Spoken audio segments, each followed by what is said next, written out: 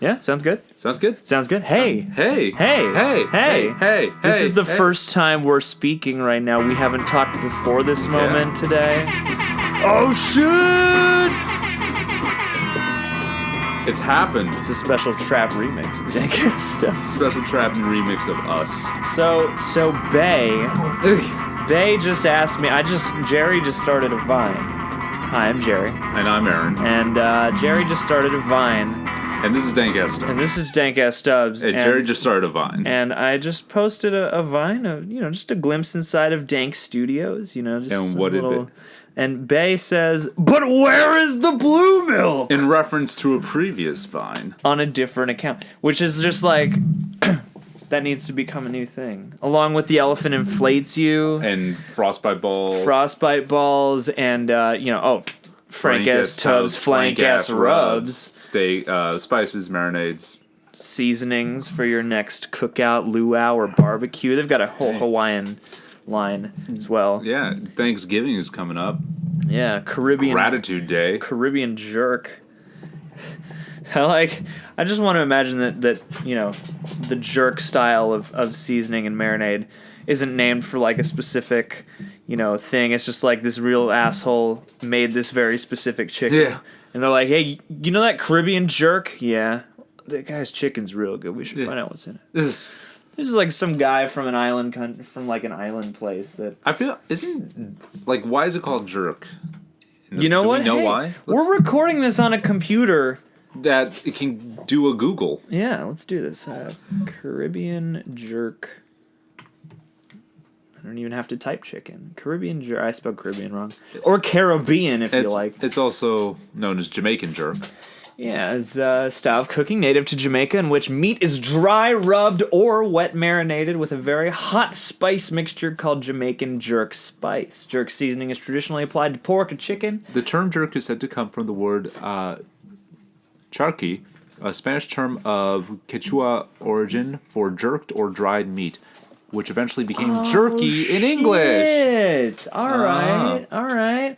Jerk is also derived from the action of jerking, which referred to poking the meat with holes so that flavor could be more easily absorbed. Jerk seasoning principally relies upon two items, allspice, called pimento in Jamaica, and Scotch bonnet peppers. Other ingredients may include cloves, cinnamon, scallions, nutmeg, thyme, garlic, brown sugar, ginger, and salt. So some of those, theoretically, if you go hog wild on some of those, it could be similar to barbecue. Okay. Just with like a spicy-ass core, Well, that explains everything. Emmett, you are living loud right now. What is it, boy? What's going on? What is it, boy? Is somebody in a well? Is Ryan stuck down the old well? Does somebody just want to get their head scratched? Probably. Yeah. What if that was like half of all what's that dog's name? That dog. Which dog? The dog, Lassie. Oh yeah. Like half of all our Old Yeller specials. Like that's really what the dog was trying to say, is just like, hey, I'm hungry. And all the disasters were just coincidences. Yeah, it's just like, what, boy? Someone's trapped underneath a beam?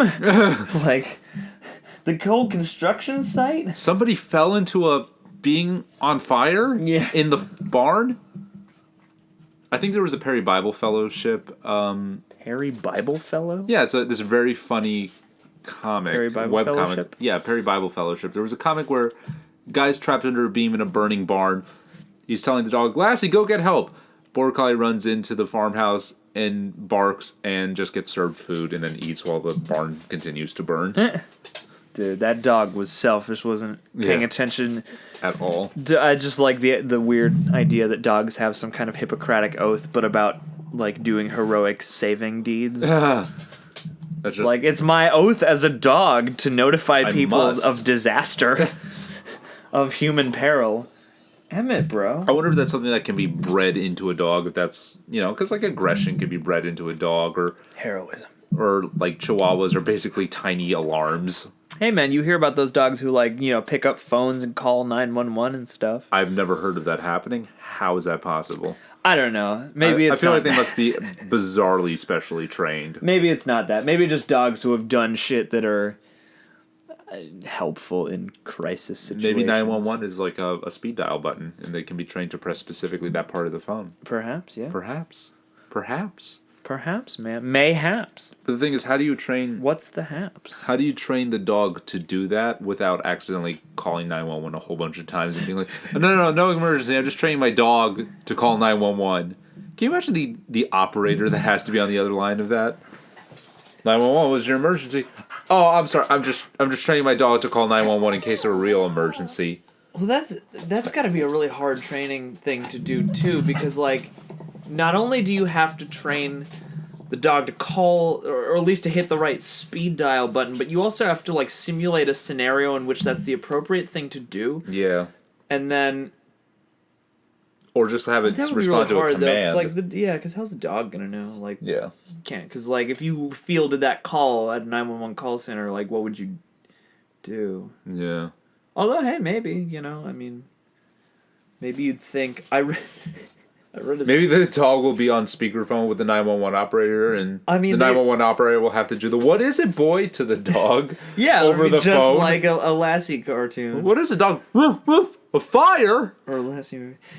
I read a story just the other day about a guy who was being a dumbass with 911. Oh god. And they found him. Yeah, and that's illegal. Yeah, and so like, and he didn't like the operator they talked to was like, yeah, people do this all the time. They always prank call, but this guy didn't bother to, like, use a payphone or block the number. He just called, and so, Wasn't he, like, a teenager? Wasn't he just, like, yeah, a kid? he called up and asked where to hose at. That's so dumb. And like, it kept going, too, because she, like, originally, is like, she gave him a response, and it could have ended there. But he tried again? And then he was like, so you don't know where to hose at. And so they, like, sent people to his place. And to school him. And they interviewed him afterwards, and he's like, you know, I asked where the hoes are at, and they brought me here, so I guess all the hoes are in jail. Like just dude not giving up. I guess I'm the hoe now. Yeah, it's like, dude not giving up on this joke, and like, on the one hand, you're like, you're wasting time and resources, and on the other hand, you're like, this kid must have had the easiest fucking life. That's like the most benign bullshit. This kid must have affluenza, where it's like he has been so suburbanly sheltered he doesn't understand consequences. Yeah, it's like so great. He's gonna find out where the hose is at. At jail. Yeah, hey, he'll be like in a cell next to a dude that like has actually tricked, and he's just like, Oh, so you are one of those. Twist ending. I was not expecting this. Twist ending. He finds the hose in jail because he's just arbitrarily in a cell with a bunch of people who were sex workers. Hey man, if you know where the hose are at, write into Dank Ass Studios at P.O. Box DANK Pueblo, Colorado. We are not based in Pueblo, Colorado. No, but I was talking with a coworker of mine, and apparently they would run these old commercials. I can't recount the story properly, but they would run these like clippets on TV of like a dude making a sandwich or whatever, and then they'd be like, to find out more, you know, send such and such to P.O. Box this, you know, Pueblo, Colorado, and there are all these commercials where the mailing address for whatever thing would be in Pueblo, Colorado. I guess it's just easy in Pueblo, Colorado to set that kind of business. Yeah. Like apparently LA is home to all of the car designing. Interesting. Like automotive design is centered in LA. Okay, all right. Which is interesting. Of all the things to be centered in LA, automotive design, not the building, just like drawing what the car would look like so it's pretty. I guess it's because we have all those design schools. I think that's why, but it's also, I mean, New York has art schools. But people in New York design buildings because, like, people in New York, like, less people own cars in New York, whereas, like, LA is a very spread out. Everybody I know who's ever come to visit LA, they always say, like, yeah, LA is a city and it's tall, but it's also much more spread out than any other city. It's like, LA is like, I'm trying to think how to put it.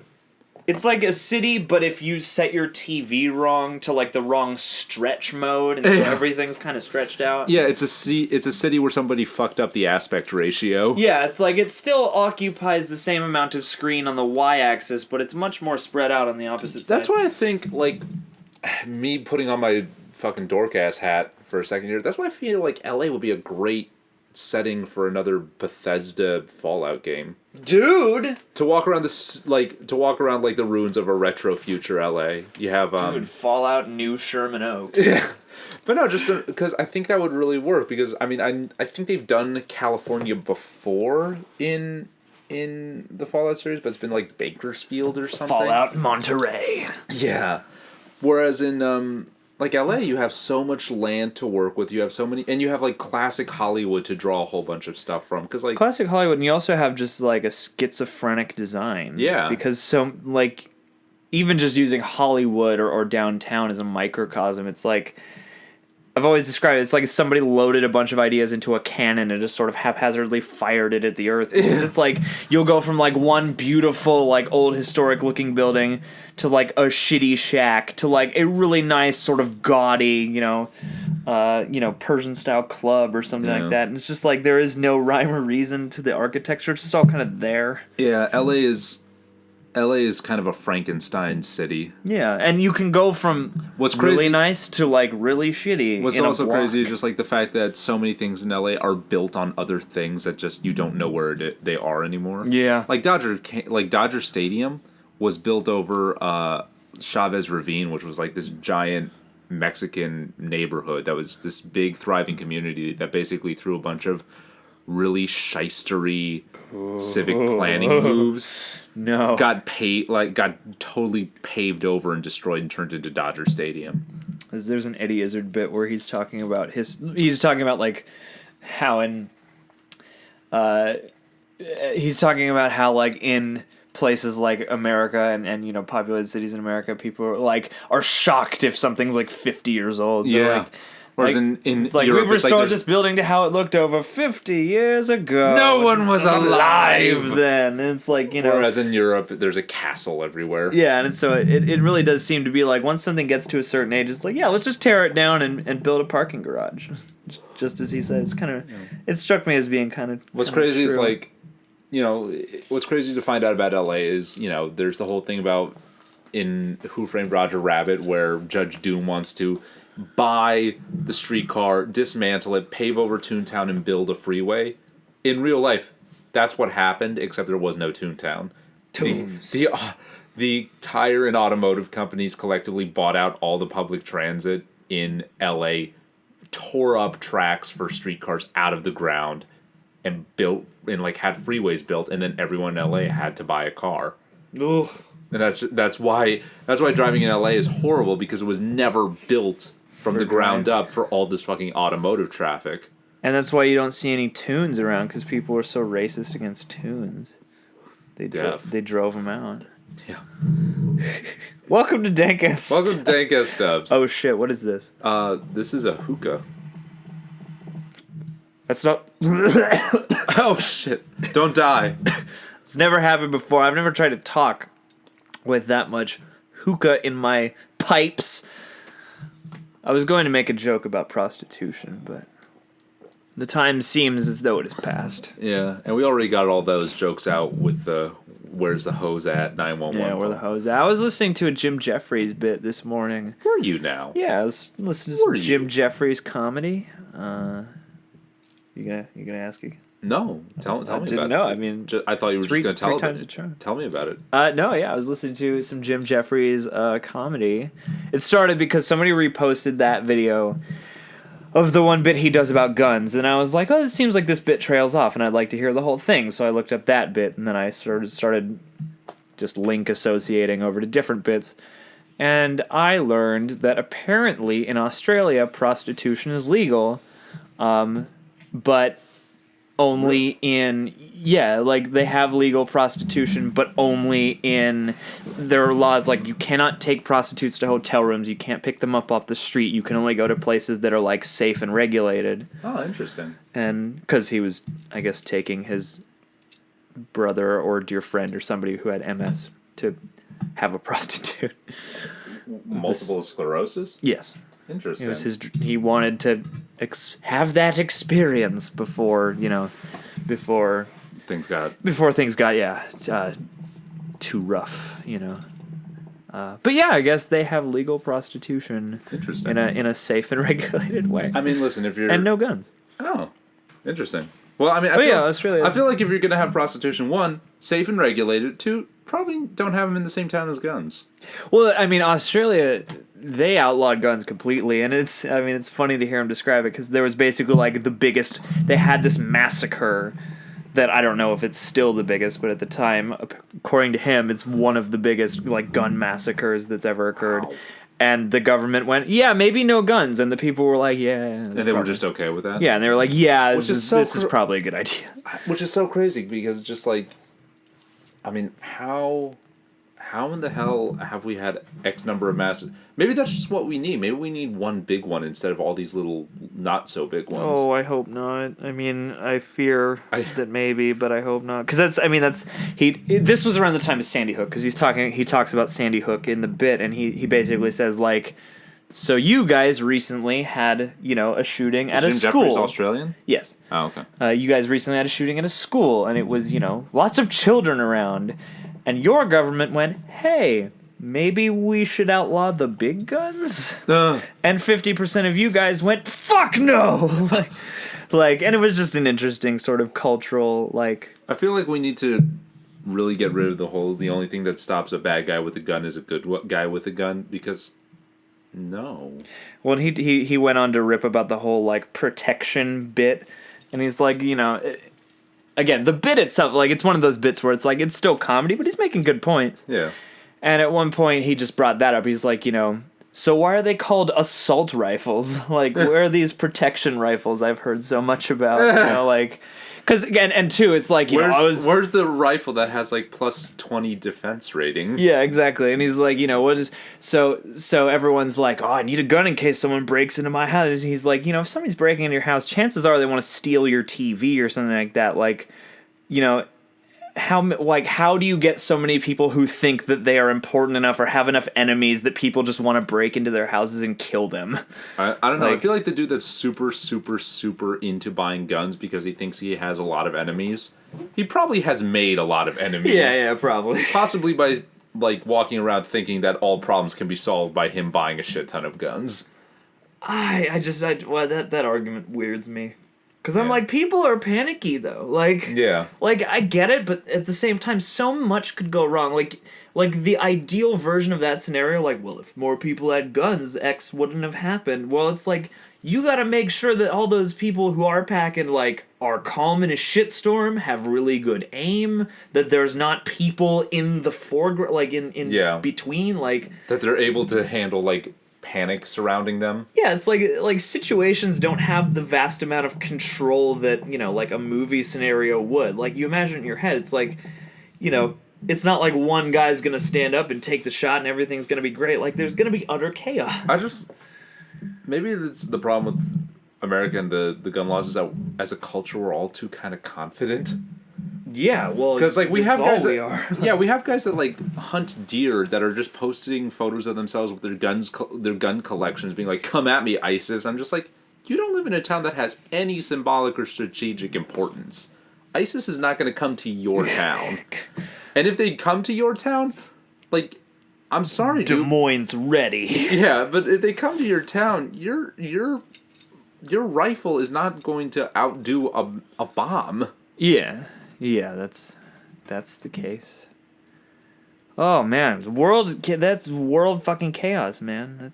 But it was always chaos. Yeah, I know the world. I don't. I don't know if we're ever gonna get better as a people. Hey, I gotta. My source of faith is trying to look at things Hegelianly. Vocab me. I feel like we should have a drop down. I feel like there should be segments and one of them should involve vocabulary. Yeah, it's like the dialectics, the idea that basically, okay, progress is slow and it's just a matter of, we'll make one move forward along one theme, but then we realize that that's too much and then we overcorrect within a counter movement and just, I made a Vine recently where the core of Hegelian dialectics is these terms that would be impossible for Mike Tyson to say because there's so many S's and TH noises. It's we start with the thesis. Everyone should... A thesis. A thesis. So we have the thesis, and then we have the antithesis, and those two ideas go head to head with each other, and eventually we form a synthesis. We have now feces forming a synthesis. Yeah. So hopefully that will get us into a nice synthesis rather than a bullshit synthesis. But I don't know, I was listening to You Are Not So Smart, and there's this whole episode that came out not too long ago. Is this a podcast? It's a podcast. You Are Not So Smart. And I'm gonna subscribe. I mentioned this on the show before.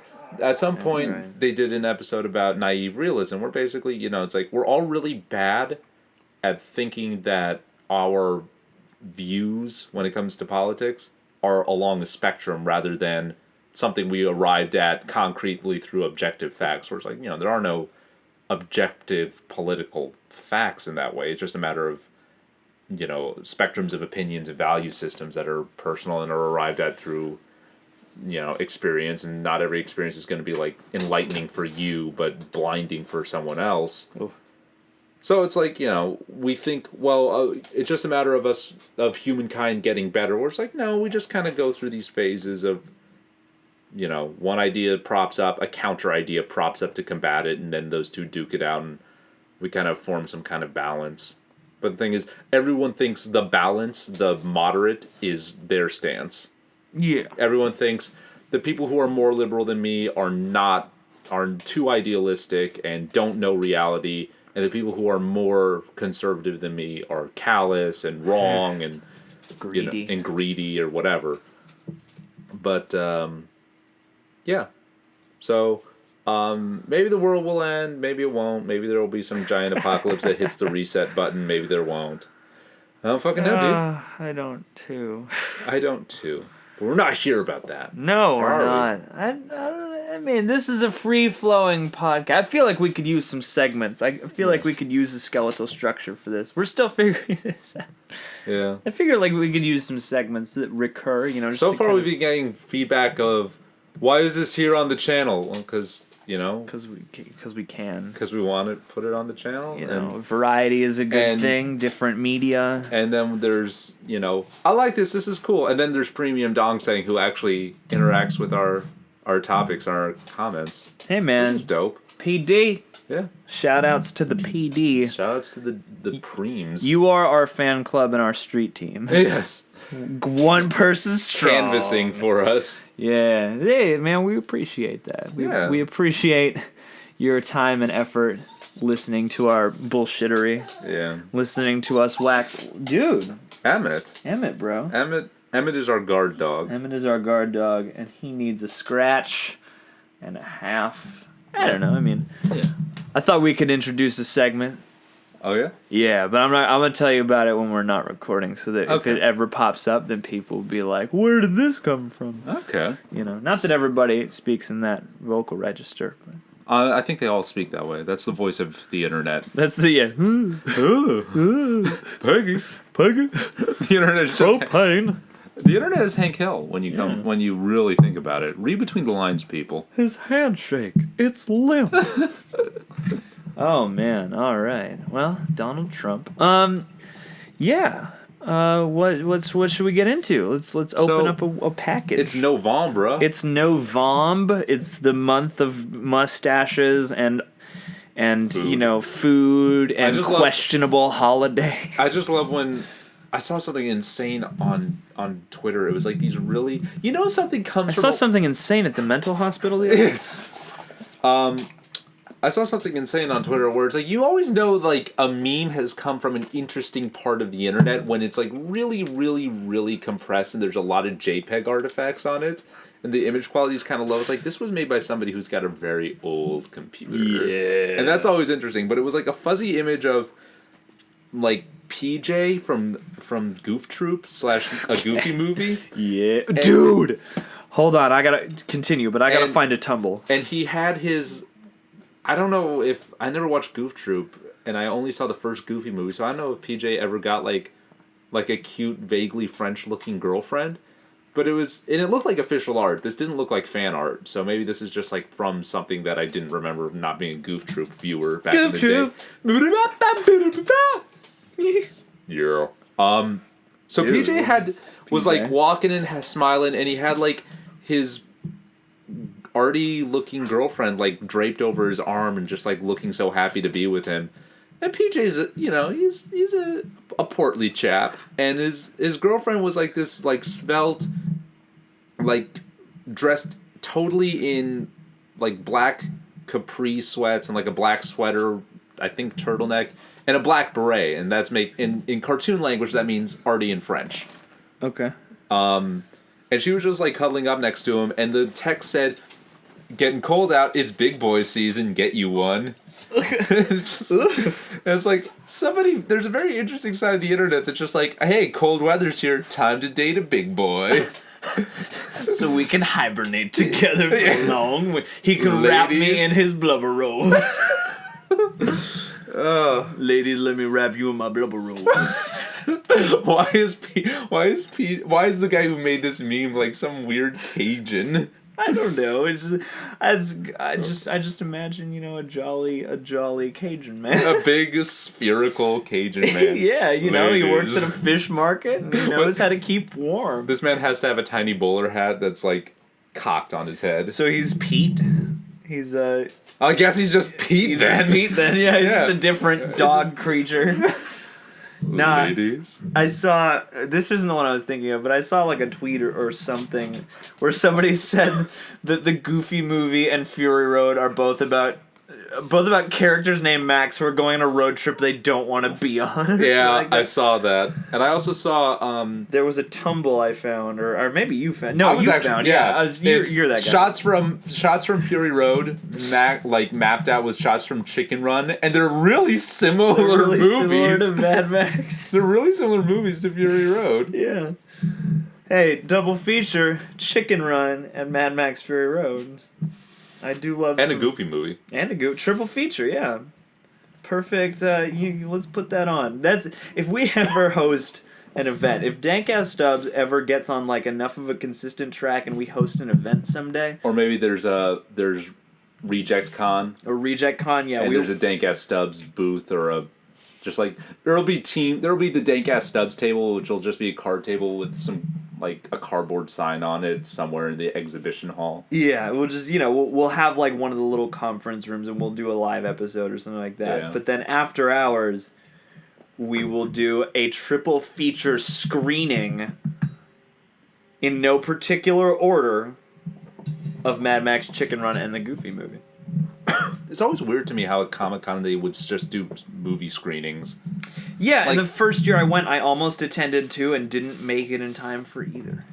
I think I first saw Hard Candy at a Comic-Con screening because I really wanted to see Hard Candy. I was like, well, while I'm here and there's nothing else on the docket that I'm really interested in, let me check it out. Nothing like watching Patrick Wilson being mutilated. But it was weird because it was a double feature with Juno, where I get it, Ellen Page being the connecting tissue, but it's like, what? That's a spicy meatball. I'm following this cool. Speaking of spicy meatballs, I'm following this awesome Twitter account called NYC Guido Voice. Oh, we talked about this on the last Dank Ass episode. Yeah, we did, and there is a tweet about spicy meatballs. That's a spicy meatball. Oh, I remember sampling them at Whole Foods. Yeah, dude, go back to the last Dankisode and listen up that shit. Yeah, because you read that out loud. I recall. All right. So one thing we did promise to do. One thing we did promise on this episode of Dank. I know you're holding on. You're like, Jaren, when you gonna get on? Well, you promised. Yeah. So we, Jerry went through Absorption. I went the last alone haunt. The Alone Experience Index of Absorption, part 4 of 4. And the really big shoe, the few weeks in October, and I went through it too. Yeah, and what'd you think? I mean, okay, so because it's been a minute for me because I saw it I want to say maybe a week before you did. Yeah. You got to check it. I didn't know if I was gonna be able to go. Yeah, and it was just kismet that you were.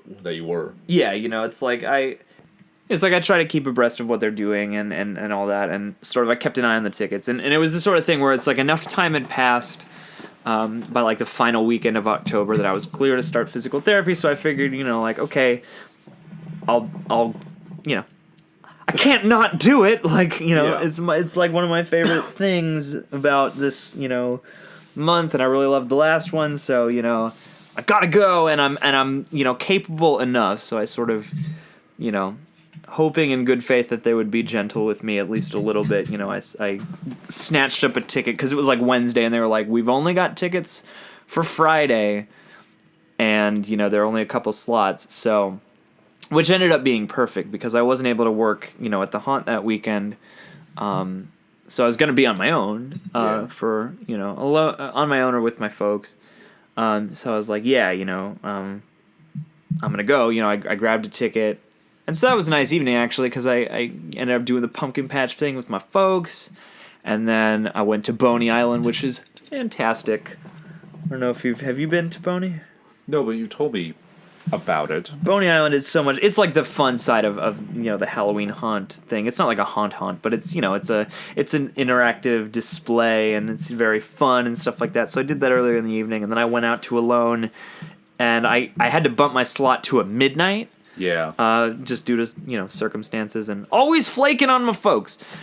So I switched to a midnight slot, and I went in, and you know, I went to the building, you know, I sat down, I waited, you know, it was a cool vibe. It was a very different space. I guess it was like an old film plant or something like that. And they did use that. They did use that vibe, and the fact that there are like screening rooms for dailies in the building. Oh yeah, and I mean, this was the most fully realized, you know, it was the most fully realized portion of this, you know, Unweave the Rainbow sort of series, yeah.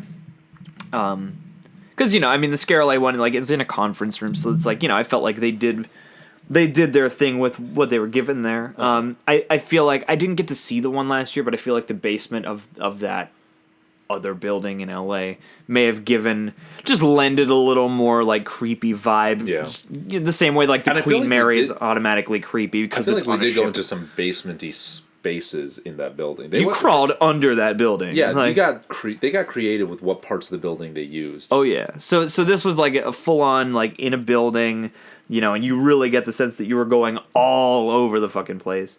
Yes. And this was cool because it was also like, you know, it's been a weird year, and it's been a weird October, it's been a weird couple months, it's been weird times, and so like to kind of ring in Halloween, you know, like right at midnight, sitting there waiting to go into this thing, and actually ran into somebody I sort of know through them, and we went in tandem. So she went in just before me, which was just a neat little thing. Yeah. And yeah, like I really enjoyed it. It was different in ways from last year, but they got creative with a lot of things. Yeah. That chair, man.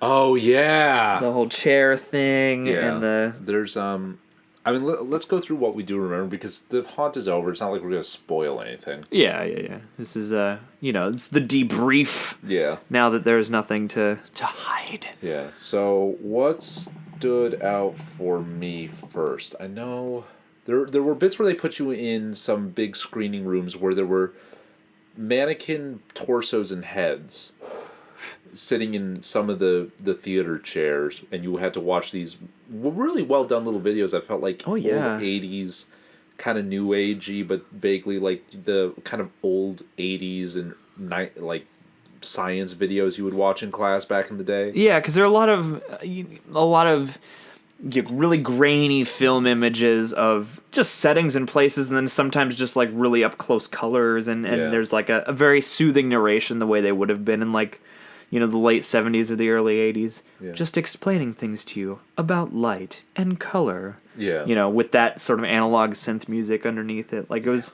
very much like sitting in on an odd seminar, you know? Yeah. And I thought that was a really cool... Because, you know, like, from the opposite side, you try not to think about it when you're in there, but from the opposite side, like, this experience is like a kind of a Rube Goldberg machine, or it's like a machine that's always running with multiple people in it. So I thought, like, as a buffer, that was really cool. Because you got selectively and at specific intervals, people were taken out of the room and pressed down the hall by, you know, an attendant with an earpiece. So you always kind of there was a very specific plan as to when you moved on and when you didn't. Yeah, and so sometimes you were alone in that theater, and sometimes, you would be the one shuffling in, or somebody else would shuffle in on you. Yeah. And there were, like you said, mannequins in the seats and stuff. And it's just strange enough, because there's nobody else really except the one attendant.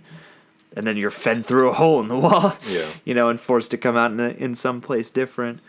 But yeah, no, so I remember, I went in and I was told to choose one of 2 doors. Yeah. And there were 3 doors in that room, which was interesting. One was locked. So I went through the door that was not open. There was one that was ajar, and I'm curious as to what was in there. Yeah, one of the first things it does is like send you through 1 or 2 doors, but I feel like both those doors actually let into the same room. Interesting. Which door did you choose, the left or the right? I can't remember, but I feel like... Was one of them ajar, or no? Yeah. Because one looked like there was like a bathroom or something in it, or a different room. Yeah. And it was dark inside. Yeah. And then I remember that first room, there's somebody pulls you into that room, and you're placed, and they selectively click a flashlight on and off, and appear at different sections of the room. And they move you around in this rolling chair. Yeah. And then they start giving you this strange monologue, and they wrote on my arm. I am a triangle. I did not. She drew a triangle on my hand, but she wrote, "I am not a circle," all down my forearm. Yeah.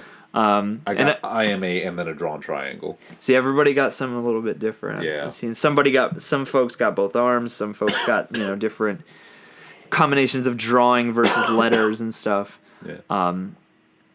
And then, next you were fed up the stairs into the theater. I remember being very nervous because I caught my shoelace on the chair, and nothing happened. Like, it didn't fuck anything up, but I was like, I wonder if it's going to be weird if I tie my shoe before going up the stairs. Because I just didn't want to trip or anything. But yeah, and then you were taking, I remember when you're fed through the wall, I think this is the order, the next room was almost like an examination thing. And a guy in a hazmat suit making you... Yeah, in a dark room. Yeah. And who would examine your hands or something like that. Yeah. And then you were fed through another sort of hole in the wall, and you had to crawl through this tent area. I feel like before you got sent into the examination room, there was something where a guy was rustling with a bunch of papers, and he looked really stressed. Just right there, yeah. He sits you down again, and moves you as if you're in the way as he's rifling through, and he's giving you files to hold on to. But a lot of the files are just torn up. Yeah, a lot of files are just torn up and sort of unintelligible.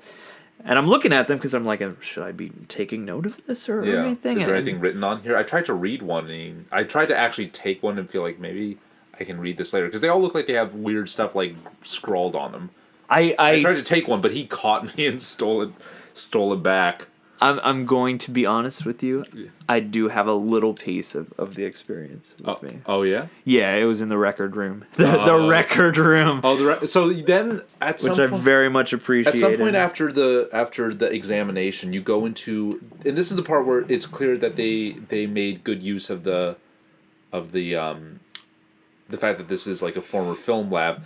There was this hallway, this corridor with a bunch of doors, and they were labeled rooms like this was a film studio. There was the record room. There was the claymation room. There was a room that said Enola, the old Enola Foundation. What? And it had a powered keypad lock on it, and I couldn't figure out the combination to open the door. Oh, you got to do that? Or no, you got to at least interact with it? Yeah, I saw it, but I didn't get to touch it. And there were people... Shit. There were guys dressed in, corporate attire walking backwards through the room. Through the corridor, as you're in that corridor. Damn, I wish I could... Because it was on the business cards. Oh, I never got the business card. They had some in the lobby. Oh, I didn't fully those. They didn't make a deal out of it, but they did have a little tray of business cards. Shit. And I thought to grab one because I was like, oh, maybe. And I didn't ever get I don't think I ever really got a chance to interact with that door. Although one of their guys did open a padlock door for me, or a key code door for me. I just don't know if it was the same one. Yeah. But in that corridor, the record room had a bunch. It was full.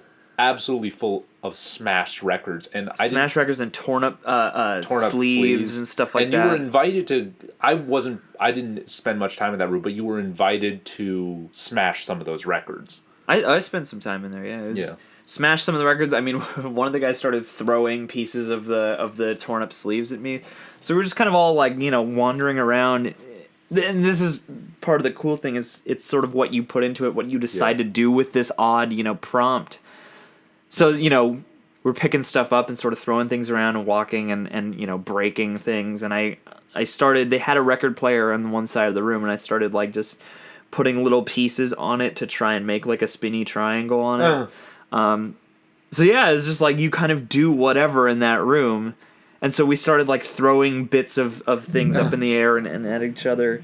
But I found a torn up piece of a record sleeve that had a triangle drawn on it.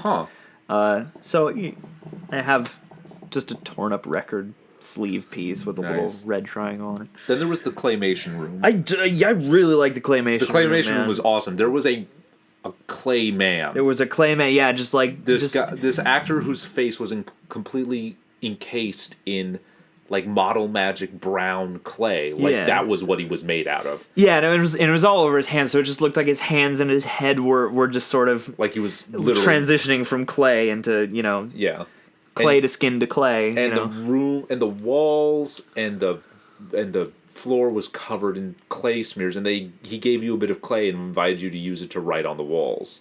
Yeah. Mm-hmm. Yeah. He took my hand and sort of, rubbed it in it. And then, he just started writing things on the walls, And that was... Which was awesome. Like, that was so That was the part where it's cool. like, this is lo-fi, but this is really cool. This is the part where you actually feel... That was the part where it felt like they put some effects into this, where there's like, there is something that is not human right there. Yeah, exactly. Affected in a very kind of like budget lo-fi way. Yeah, well, and I appreciate the way they do that too, because the Enola show last year, they didn't do the same thing, but there were occasional rooms where they'd have it seemed like more acrobatic performers in these. I don't know how you would describe them, A, because the light was low, and B, because they looked unnatural, but you would have these weird, unnatural sort of creaturey moments. And I thought that was a really cool one. And it's also like, you if you're really willing to go for it and put your hands in the clay and start drawing on things, it's like you are leaving a piece in the piece. And there was a bucket to rinse your hands off afterwards, thankfully.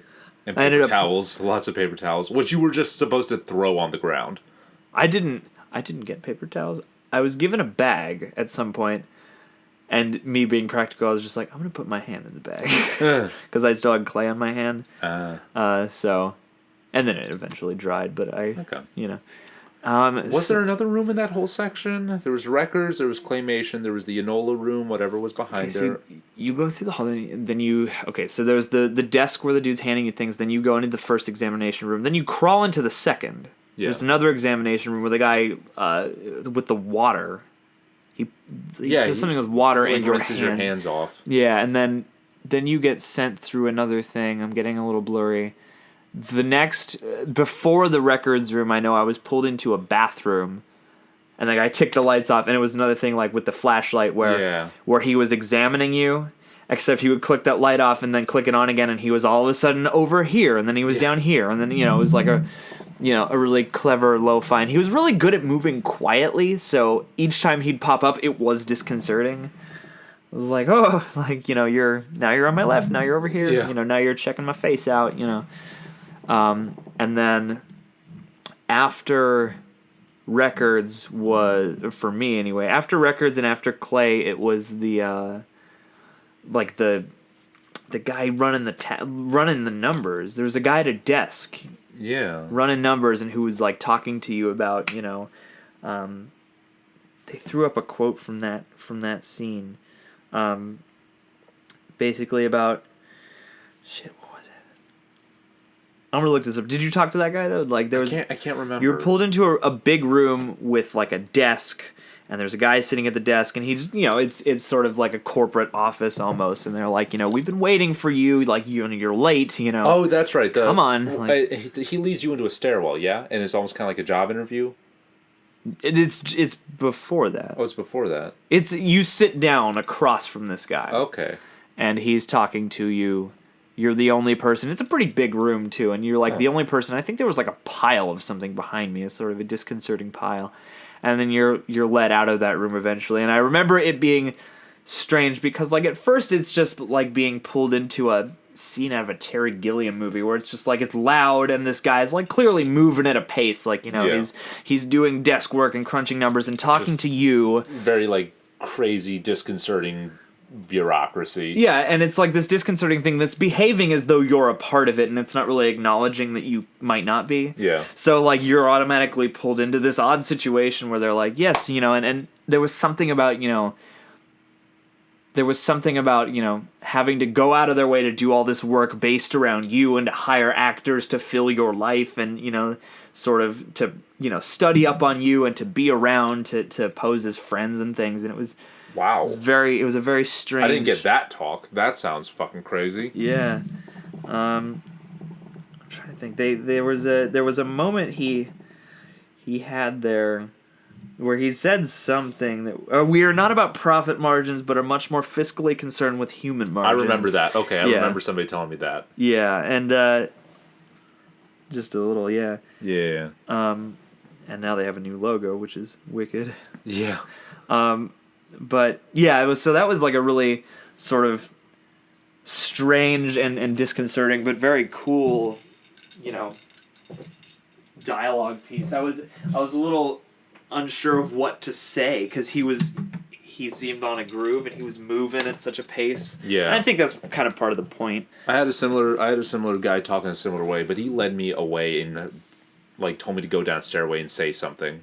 That was the next part for me. Was I was pulled out of that room, and actually just before the music changed, because like the music I came in on was something like disconcertingly pleasant, but it was like pleasant music, and then 3/4 of the way through that scene, the music shifted to like a weird electronic droning noise. I feel like I remember the music shift. Which, yeah, was just like disconcerting. And then I was let out of that room eventually. And at the top of the stairs, this guy greeted me who was like fast talking. He's like, "You're going to do great. We believe in you. Yeah. You're a perfect addition to this organization. You know, now I just need you to do one thing and one thing only. And I know you're going to nail it." You know, it's like being really, really motivational and really lots of energy. Yeah. And I was told to go down the stairs and scream at the top of my lungs. I think it was something like "envelop me in darkness" or something. Yeah, or, I had like "embrace me with darkness" or "hug me with darkness." Something like that, yeah. But the thing is, that room, that bottom of that stairwell where you're supposed to yell that is behind a curtain. A giant curtain. Which blocks you from the check-in area. So when you first check in, you hear people behind that curtain screaming that. Things like that, totally apropos of nothing. Yeah, and it's and so I was sitting there before the experience, being like, "What is this? An actor? Like, is this something? Is this part of the thing, or are they, you know, what is this gonna be?" Yeah. And then the next room I think was one of the pitch black ones, right? Yeah, I got pulled into a pitch black room, and I think that the actor in there spun me. Yeah, you were spun around the room in the dark, like up against the wall and stuff like that, which was, you know, strange and disconcerting and kind of scary. It's like kind of physically scary because you're trying not to trip on anything. And they're, at least with me, they're very good at sort of controlling chaos. You know, I never felt like, I was always kind of like, ugh, but never like, oh, they're gonna drop me, you know. So yeah, I was spun around, and then, shit, what happened after that? There were certain rooms Where did the pillow fight room fall into all this? Was it earlier? Oh, maybe. Because I remember there was a lot of crawling underneath like a bunch of draped blankets, and at some point you crawl into this kind of like bigger draped blanket chamber where there's kind of a guy dressed in like a big long shabby coat who has like a pillow fight with you. Yeah, they're very happy. Yeah, he's very happy. Very childlike. Yeah. Just in a mound of pillows and stuffed animals, and he hands you one. And then he starts hitting you with his. Yeah. And he has you hit him back. And we had a pillow fight. Yeah. And then we hugged. Yeah. And then there was some weird like hand clapping patty cake. Yeah. Type we played game. patty cake. Yeah. And then it's like when I had to go on my way, he was like slapping me on the ass with his pillow to get me to mush. And I think that was the first time I spoke to him. I think that was the first time I spoke to anybody outside of like when I was prompted. I was just like, I'm going. Where did that? Cause that what did you do? You crawled. I crawled out. You crawled out. Oh man. See, yeah, it's all out of order in my head I now. feel like that goes. I feel like that eventually leads into the second screening room. That's right. There is there's two another screening screening room. Yeah, where you come in the other side. Yeah. So it's you come in a different side, but there are similar mannequins spaced out and a similar movie playing. But you can tell it's different. Yeah. It is a different one. God. Then there's I got into one room with a girl before the second screening room where it's like there was some kind of talk or some kind of interaction in there. I remember that led to the job interviewy type stuff about being late. Oh, that's right. The girl leading into that second screening room, I feel like she gave me the late talk, and then the job interview fast talky guy that led me down the stairwells like kind of gave me the second half of that. Oh, okay. I feel like they may have done a little bit of restructuring as the show's gone on. That seems to be the way. I mean, then eventually you end up in the more bowly sections of the room. Yeah, I mean of the building. You eventually come upon the unicorn. Yeah, but before that you go into a pitch dark room where there's a CCTV camera talking to you and someone talking to you over the PA. Yes. To me, he was asking things like, how often do you wax your mustache?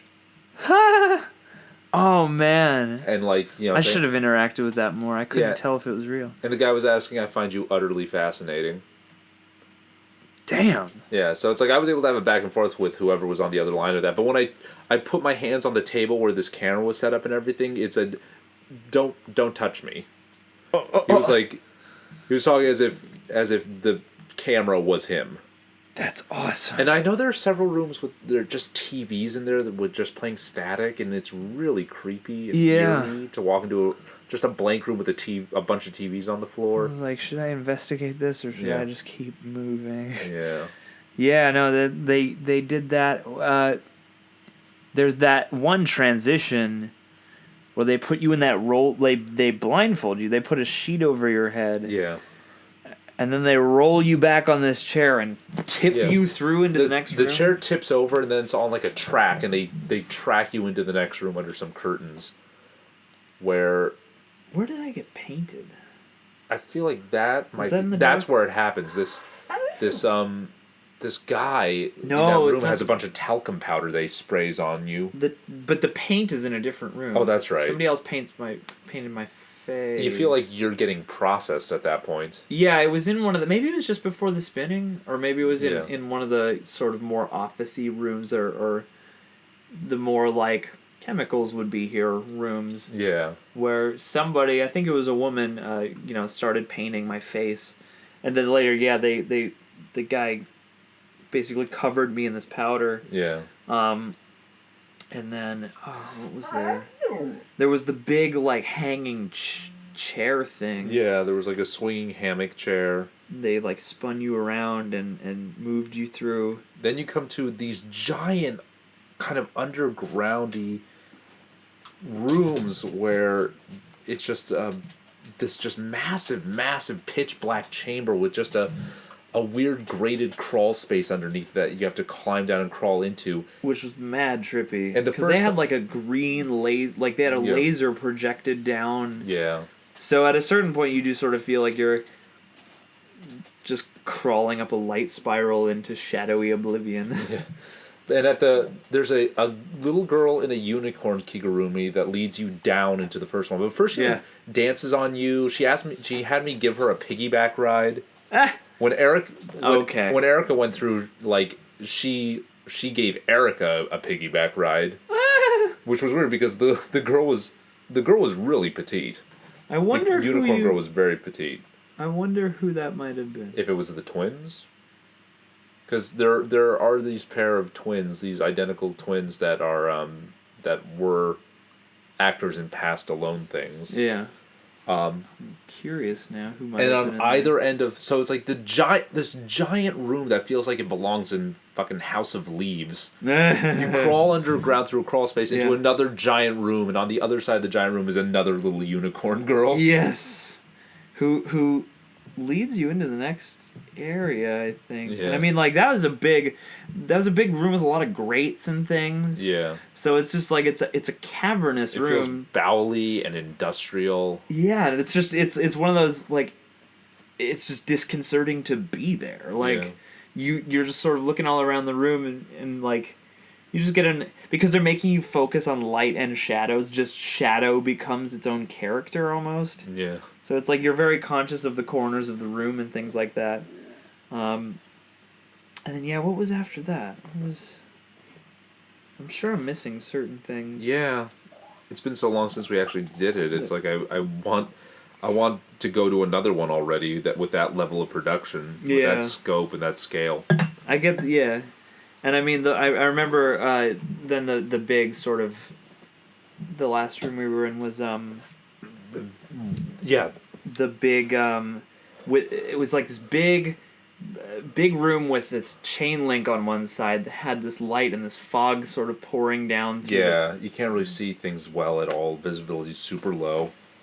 And I mean there was this tall I don't know which one to use. There was this tall guy in a dress. Yeah. Because he's because I know the actor, because the actor had been in past Alone experiences. He was in the Scavenger Hunt that I did in January.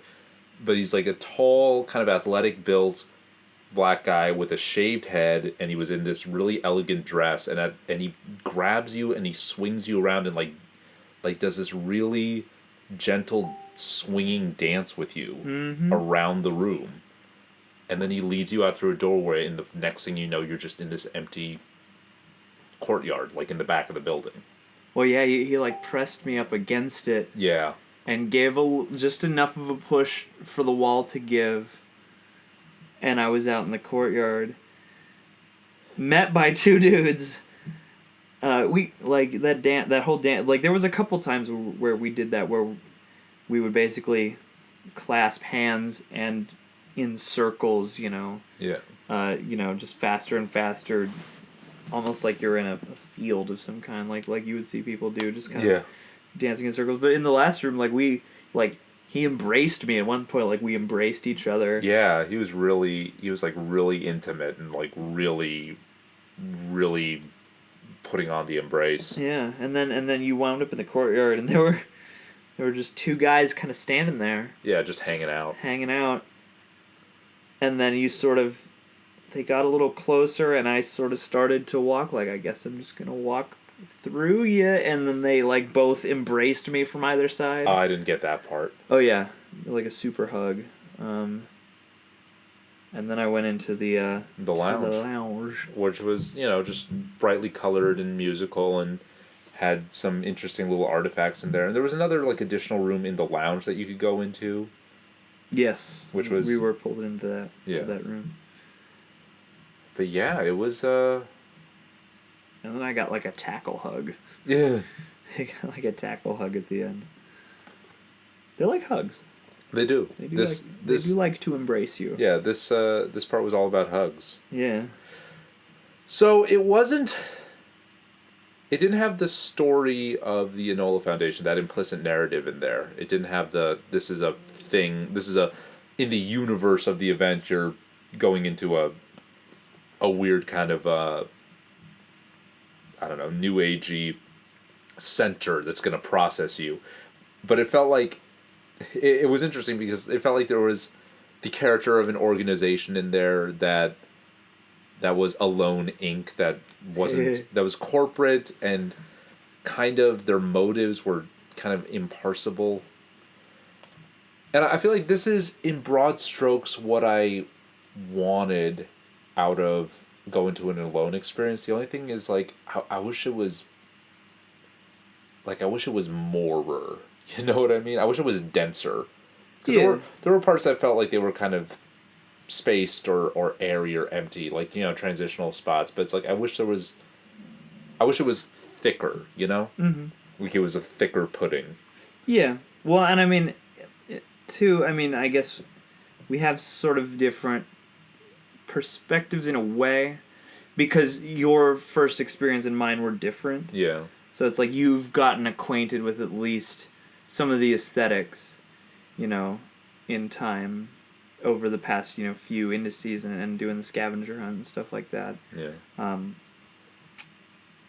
So it's like it's yeah, and I mean this one was, I'm trying to think back, because the Enola show was really tight, and I thought this was really tight too, and I thought it was the most realized version of all the ones that I got to experience from this.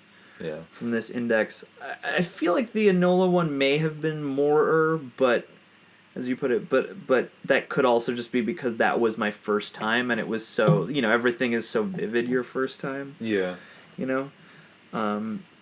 But yeah, it was definitely, this one of all of them was definitely the most like what I had been craving. Yeah, it did have that feeling to it, and it's like the set pieces that really hit. Yeah. Things like the claymation man or the just the experience of that whole corridor with all these weird, bizarre rooms where it's like, the thing is, when I walked in, the claymation room door was closed. I did not know what to expect. It just said claymation, and when I opened that door, I was so shocked. Yeah. I did not. It was just smeared with this clay. It looked just scary and kind of scatological, and it reminded me. I don't know if you've ever seen Mulholland Drive. I have seen half of Mulholland Drive. Which half? The latter half. Oh, okay. Because there's something that happens at the beginning half that kind of hits that same chord of, suddenly something totally shocking shows up and you don't know what to make of it, and it's got sort of a similar texture. Yeah. So I don't think anything's ever going to compare to walking into that claymation room and seeing that. Yeah. And there were bits like, the unicorn girls, like, were kind of interesting and kind of, and just the experience of being in that giant, vast chamber and having this little unicorn dance around you.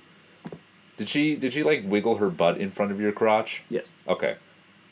So it wasn't just me and it wasn't just Erica, but I mean, I get the sense that certain things, certain things will recur. I mean, and also, depending on who's in there, and I get the sense that they probably, especially in that role, have a relative amount of freedom, but because like there was no piggybacking with me. Yeah, maybe they got the memo that you were a little bit infirm. Yeah, maybe they're like, let's not break him. Yeah. Let's not damage this man. And it's just like, I feel, I don't know, to me it's like because of the way it panned out, the ending with the dance just let me into that courtyard, and I actually walked around the alley and tried to get my bearings before going into the lounge. So it's like I could have easily just left and not had that final little Easter egg at the end of the lounge. In the room with the light board. Yeah. Yeah. So to me, it's almost like I'm in a way kind of nervous because it's like I almost lost out a little bit of the experience by the fact that part was just kind of, there wasn't a specific kind of climax or a finale. Mm-hmm. I mean the dancing at the very end felt like, that's the climax, that's the finale, but it only feels that way in retrospect. It's like when I was dancing around, it's like I didn't realize this was the end at the time. Mm-hmm. And then going out into the courtyard, I was like, well, that felt kind of abrupt. Yeah. So. I think it always will. I don't know. I mean, it depends on how it grows. And I didn't get to see the first year. The first year was a bit more grounded and a bit more intense. Yeah, and the first year was a bit more overtly scary. Yeah, and this is more moody. Yeah, and even perhaps slightly more so than Enola. Like, this one is more strange and abstract. Not that Enola wasn't, because it very much was, but in a different way. And this didn't feel hostile in the way that a normal haunt is supposed to feel. This felt more kind of alienating when it at its most hostile. It was just alienating. Mm-hmm. Yeah, it definitely has a different, and I appreciate that about them, is they have a sort of subtly different vibe each time, and a sort of a different permeating tone and mood. Yeah. Because like the Enola Foundation had this quality that was very much like, on the one hand, so soothing and new agey. Yeah. And on the other, but just beneath it, very sinister and very sort of like cultish. Yeah, and you like, couldn't quite trust them. Yeah. So you never quite got or you were never quite comfortable in that. In a good way. But yeah, I mean, it is a bit of an abrupt ending, but I feel like it was a very intimate ending. And it's the most striking visual, aside from perhaps the Clayman. Yeah. Because especially when you came in that room to see her in that doorway with the smoke coming down, it was just a very striking, and it was so different. Silhouette. Yeah, because it was like, oh, this is an elegant figure, and it's a completely different vibe in this room. And it feels like when it first appears, it really does, until you get close and you realize what it is. It doesn't feel man or woman. Yeah. Or it's androgynous. Just this androgynous figure. Which is great. Which is, So yeah, I'm curious to see what they're gonna do with Intimate. Yeah, what is this? I mean, have any new details popped up about Intimate? I don't believe so, or not that I've seen. I mean, not that like, intense, is exactly what they do, but that one does sound intense. Yeah. Or at least it sounds like it would be especially jarring in a very specific kind of way because it's tailored to you. Yeah. So I'm very interested to see where they. One thing I'm concerned of is cost, because this cost $50 a ticket, which... Yeah. I mean... Yeah. What was that? Yeah. Which, I mean, I don't know what's standard for a haunt. Considering the first one was $30, or the first index of the series was $30 a head. This show is usually 50 or 60. I think we paid 50 or 60 last year. Okay. The October one, just because it's the biggest production, it's the most space, it's 45 to an hour, instead of 20 to 30 to 45. So yeah, I mean, that's for this particular hunt, and for these more specialized, like you sign a waiver and it's more exclusive, like those usually cost a bit more than a regular. I think Blackout is more, and some of the other ones that are more like plays and things like that. But yeah, that's about the going rate, I believe. They did have a discount running up front. Yeah. It was like $10 or $15 off. Or you can go as, I think there's some way to get tickets to be part of the test dress rehearsal. Yeah, there were preview tickets. Yeah. But I almost feel like this is cheaper. something you kind of want to not do a preview on. You want to go in when they got the rhythm and the process down pat.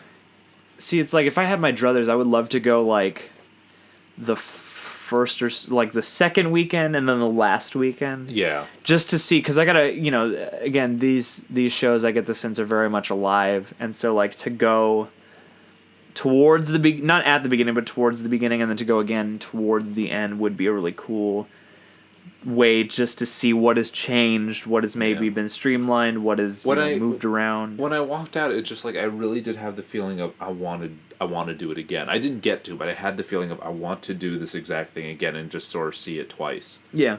Which, I love when I walk out of something and feel that way.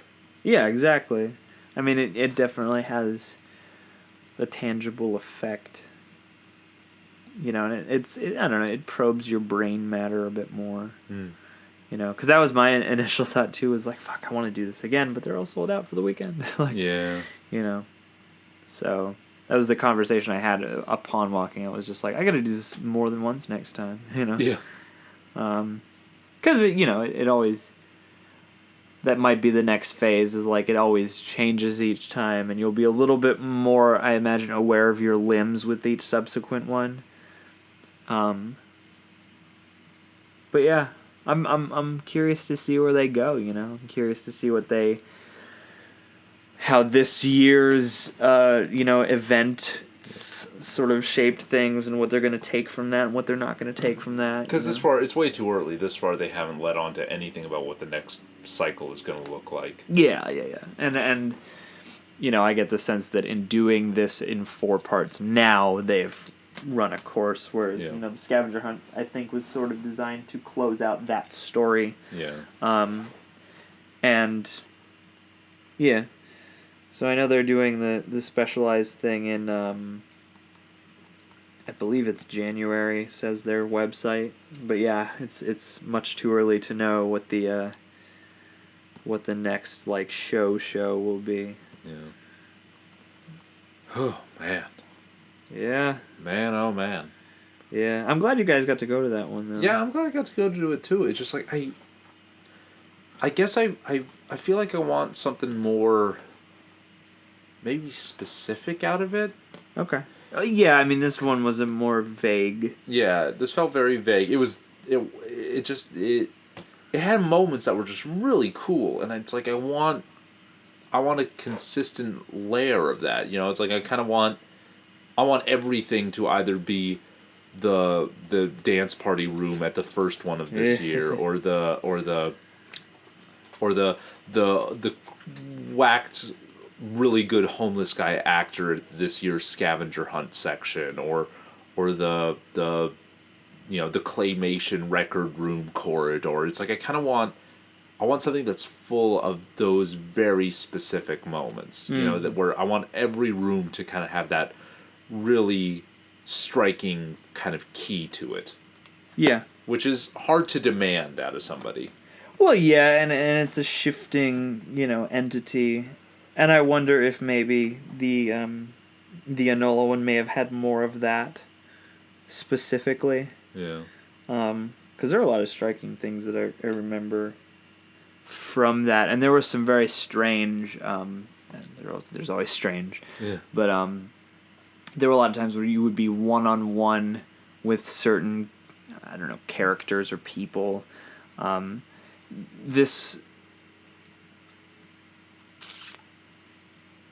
don't know. There's a markedly different aesthetic, vibey thing.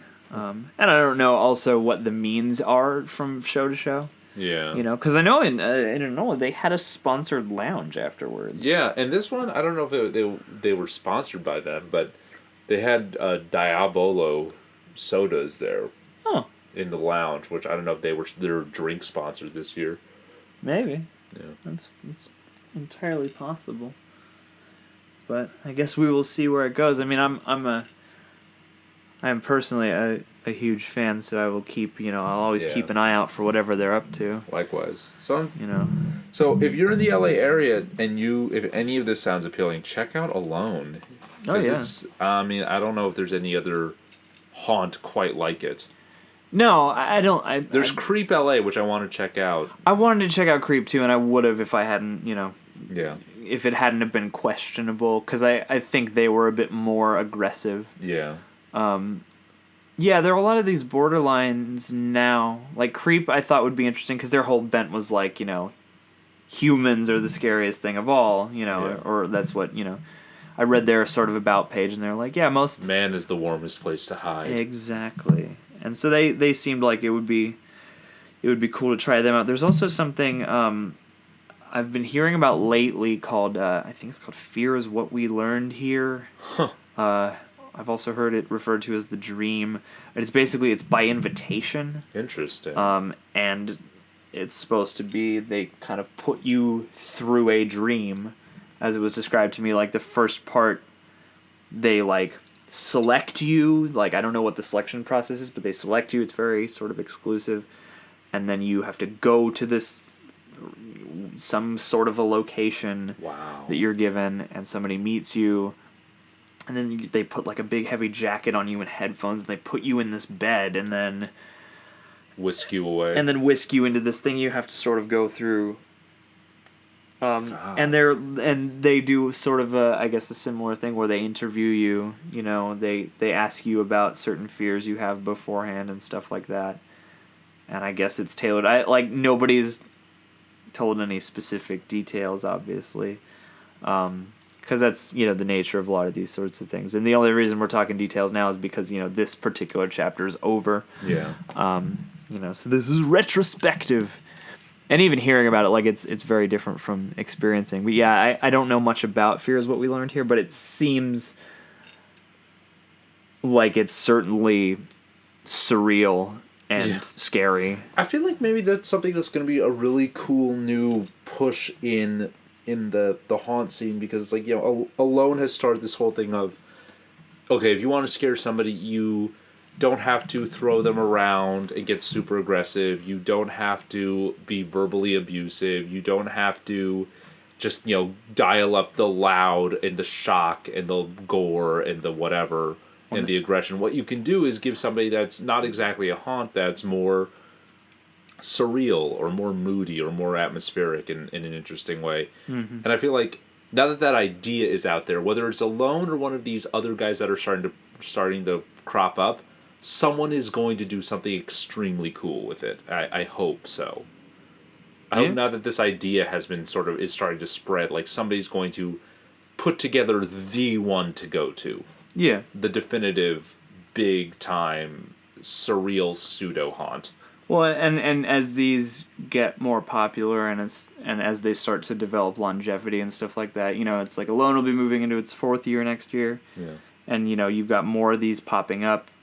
The possibilities might expand. Not that you want, like, heavy amounts of, like, backers, but, you know, like, the means to do something even bigger will probably, you know, present themselves. Because, I mean, with Alone, they have to do so much with just whatever the location gives them. Mm-hmm.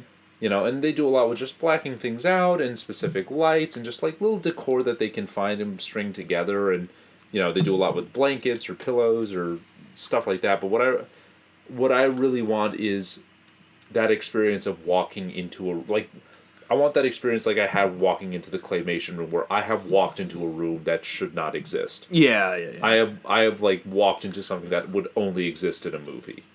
Well, and the Enola show had a certain sense for that, because there was a heavy amount of like, there was a uniformity to a lot of the rooms and a lot of the sort of dressing in the Unweave the Rainbow stuff. Mm-hmm. And the Enola one, I mean, there was that sort of new agey Enlightenment thing, but there were also a good amount of just differently themed rooms. Like, one looked like a diner, one looked like you know, like a pillow fort of some kind. There was one that was kind of like an empty warehouse space. There was one that was like a weird cult chamber thing. I remember I saw photos of one that was supposed to be like a weird dinner room. Yeah, there was a weird dinner room. It was like really well set dressed, and there was like a big, you know, heavy table, and it looked kind of like a kitchen. Yeah. And then, you know, there were also in between rooms as well, but you know, the building had a different architecture. But it felt like there was a variety of like styled rooms that way. And I guess that's what I want out of Alone, just more of that production value. Yeah. Yeah, I mean, this one was a little more. It didn't dress the space was its own dressing, I guess. Yeah, it's sort of like they really ran with the theme of the building as a whole. So there was sort of a uniformity there. And they did play with the film lab aspects of it here and there. Yeah. So yeah, I get what you're saying, and I'm wondering if maybe, you know, just going into the next one, if they'll work some of those things back in, or if they'll, you know, you never know if it's going to abstract further or come back down to someplace more distinct or human. I'm sorry, not distinct, distinctible, distinctive, distinguishable. Yeah. Yeah. So yeah. So that is the finale of Haunt Season. What else? It's the finale of Haunt Season, although, I mean, there are things that still run. I was reading about Heretic House just the other day. It seems like, I mean, they're extreme, too. They're extreme in a way that intrigues me. But, because, like, it is kind of more violent like a Blackout is, but in a with a very different sort of attitude, almost. So I was curious about them. I know Sinister Point does, like, a Christmas haunt every year. That's, you know, like, Christmas themed. And some of these places, especially, I mean, the escape rooms, stay open year-round, and there will be, you know, some kind of intimate Alone experience in January. But yeah, it is the end of, like, the market haunt season. How did Ryan feel about the Gallows Haunt? He really enjoyed it. I wish I'm going to ask him about it, because I thought we would have talked about it more. I would have seen a video. And maybe I just missed it because so many went up. So many go up. But yeah. But he seemed to have a really good time, and they use like a whole they rented out like at a closed down high school or something for it, or some kind of building that passed well enough for a high school, and that's It's too bad the movie wasn't apparently that great. Yeah, I haven't seen it yet, so I'm curious because I don't know of a lot of people who liked it, but I did hear a number of things in the softer reviews, or even just like the reviews that bothered to cite what did work. A lot of people basically said like, at least as a technically constructed found footage movie, it's actually pretty solid. Like it does manage, despite like any other things that are wrong. They said it did manage to elicit like some genuinely eerie moments and things like that. So to me, I think I'm just for her. Sorry, I feel like just from here on out, I'm always going to be super skeptical of any. What's the word? Of any horror movie that uses not uses the found footage trope, but I am skeptical of those. I'm going to be skeptical of any horror movie that has a trailer that focuses on night vision reaction shots. Because at that point you're not telling me anything about the movie. It's like you're saying, well, but it's really scary. It's like, well, at that point it's like, well, then this isn't a movie. This is a theme park ride. Yeah. It's like, if you're selling me just on the face I will make, then that's not how you sell a movie. That's how you sell a roller coaster. Well, yeah. I mean, I almost... Those always strike me more as not just going, but it's scary, though. It's almost like it's going, it's scary. Trust me. And, it's the trust me that's sort of, like, said while you're loosening your collar, Yeah. So it's like... But it's really scary. Yeah, I promise. Trust me. It's gonna be scary. I promise. Like, it's like, here, look. These people got scared. Like, yeah. I can see. Yeah, that's. It's like the movie has nothing to rely on other than it will make me jump in my seat. Well, it's like, I'm sorry, if a sudden loud noise in a dark room is gonna make me jump in my seat no matter what. Well, yeah, it is a move that seems to sort of. I mean, I imagine at one time you probably could have used it effectively because they did that all the time in like. I think like the 60s and 70s and stuff, where they would have all these trailers for movies that didn't actually show you parts of the movie, or they would show you like little ones interspersed with like people warning you not to see it or claiming it's too scary. Yeah. Like that's been around for a long time, and the audience... The tingler. Yeah. And the audience jumping at the screen, the reaction shots in the trailers... It's like I think it could have been used genuinely at one point, but now it does seem sort of like we're not sure if any of this footage is going to read as scary enough, so we're just going to show you people being scared so that maybe you'll think you'll be scared. Yeah. Like it just seems like a little more of a scramble or a substitution. Meanwhile, it's like I saw the trailer for, and I hate that I'm going back to this movie again, but I saw the trailer for Goodnight Mommy, and it was just like that trailer got me. Yeah, totally. And I mean that is a different tone, I guess, because that movie has a lot of space and stillness, I would imagine. Yeah. Like you can basically hold on surreal things for longer than like a found footage movie would let you. Hey guys, it's Jerry here. We're going to take a quick break and we'll be back with more Dank Ass Stubs, so keep an eye on that YouTube there for part 2. Hope you enjoyed the first half, and we'll see you soon. Stay dank.